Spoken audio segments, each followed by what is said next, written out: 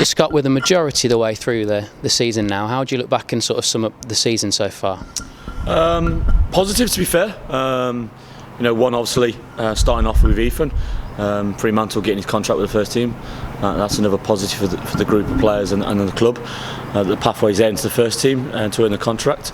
And as far as the league going, at the moment we're top. I think it's 5 or 6 games to go.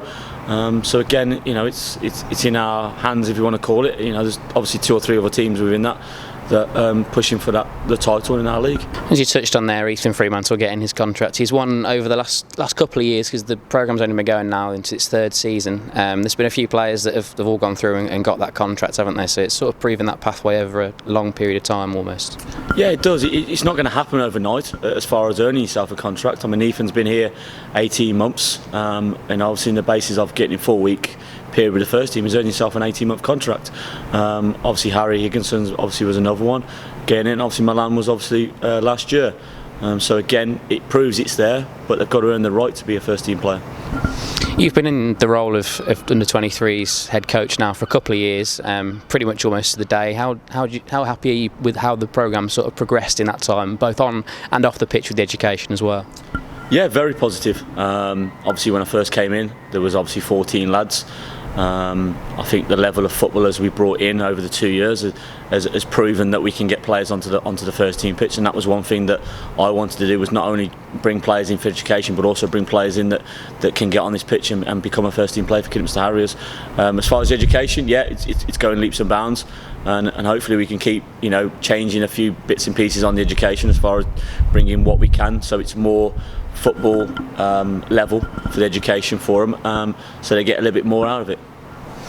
And back to sort of the playing side of it, obviously Milan Butterfield and particularly him and Ethan Fremantle have had quite a good involvement in not only the last few months, but Milan over the last sort of year that he's had his first team contracts. It's not just sort of a token gesture that they're getting these first team opportunities, they're really coming in and making meaningful impacts. They are, yeah, and I'm glad for Milan, really. I mean, he's had, this year he's ever present within the first team squad. He starts a lot of games, and it's nice to see that he's really taking his opportunity, and he's one of the names on the team sheet quite often that you see every week.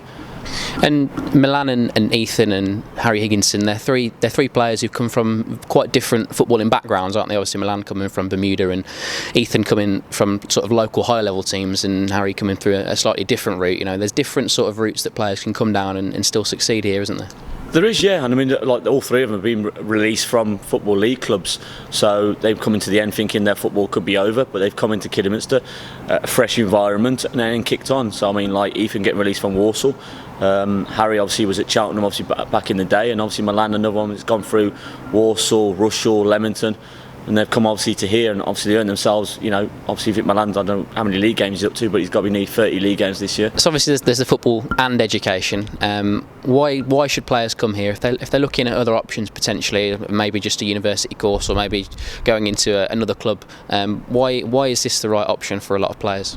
I think it's a good fallback for the lads. I think that obviously they maybe got released from a club or they're elsewhere within the football environment, coming here and having something to fall back on. Not only, yes, you all want to be footballers, but I think having another avenue to come back to, that if you don't become a footballer, you've got a business foundation degree that you can fall back on and say, look, there's another avenue in football, if that's analysing, if that's coaching, whatever role you're thinking of possibly doing within a football club. It's an opportunity if you come here, do your education, 2 years, and it's a fallback for you if you don't happen to get a contract with the club.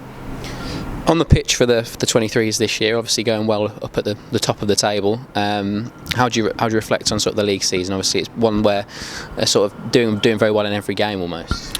Yeah, we've had a few positives. It's been an up and down season as far as on the grass, as far as league games and cup successes. But I think there's a lot more that I'm expecting from the lads with these 5-6 games to go. I think we can push a little bit more out of them.